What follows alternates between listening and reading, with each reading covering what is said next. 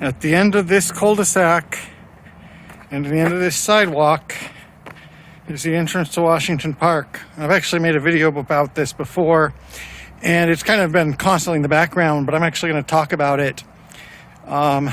So here, no dogs allowed in park. Not all is observed, especially that sign refers to this part of the park, which makes sense. This is a playground, swing set, another playground. Right there is the LBC campus in town. And so this part of the park is mostly for families, children, playing, that type of thing.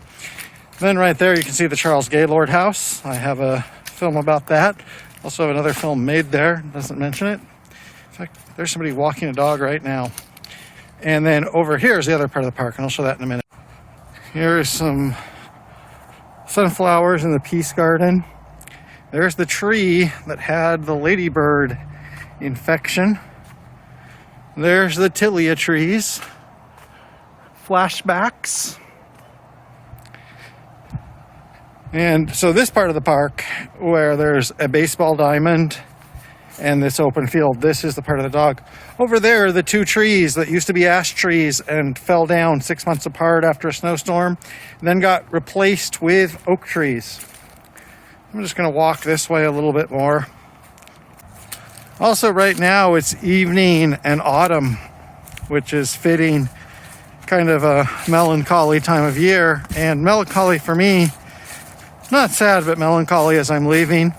And this park, over the past 3 years, if not every day, practically every day, I've come to this park, done a little walk around it, unless I was going somewhere else in the neighborhood or I wasn't in Corvallis that day. And so this park, it's not spectacular, but it's just been a touchstone for me because over the past 3 years, so much going on, winter, summer, and fall, this little park became kind of a nexus of a lot of things. I got really in tune with just the little natural changes of what birds and insects were out, what flowers were blooming. Came here in the frigid cold and in the sweltering heat. So it might just be a couple acres in the neighborhood, but it's meant a lot for me. Another thing that's become a regular habit for me over the past couple years, actually starting last June, is I've meditated every day. Maybe not every day, but meditated regularly, not for super long.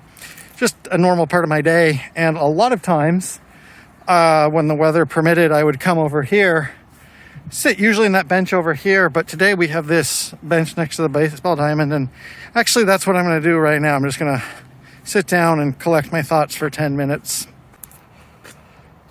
I guess for me, the main point, and it's pretty easy to explain, is as I'm walking through this on probably my last day here in Corvallis, last complete day here, is the contrast between the sharpness when you see some place for the first time or the last time, you really look at it, and how that contradicts with the comfort and the routine and almost the boredom of, when I just came here every day around 3 o'clock, mid-afternoon walk, and how those fit together.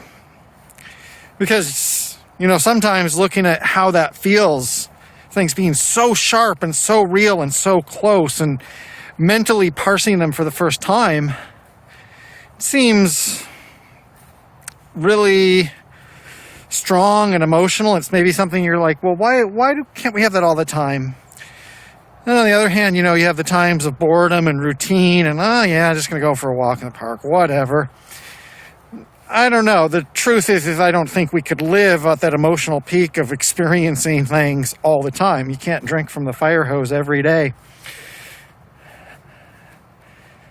Notice the sun when it's rising, when it's setting, and the rest of the time the sun is just there to stop you from bumping into things, because in contrast to what John Lennon said, living is not easy with eyes closed. It's really hard. So what I said about this little neighborhood park also goes for everything else I've seen and done in my time here, where at first it was really sharp and incredible to see new places and new things for the first couple months. And then, especially that was the time of the pandemic and stuff, and it was hard to get out. And then since then, it's really been a case of I'm just walking through a field. Wow, cool. And I don't know, that's a big philosophical and psychological question. And I hope you've appreciated seeing a little bit more of my neighborhood, and I don't know what else to say about it, except thank you to the city of Corvallis for being here the past 3 years.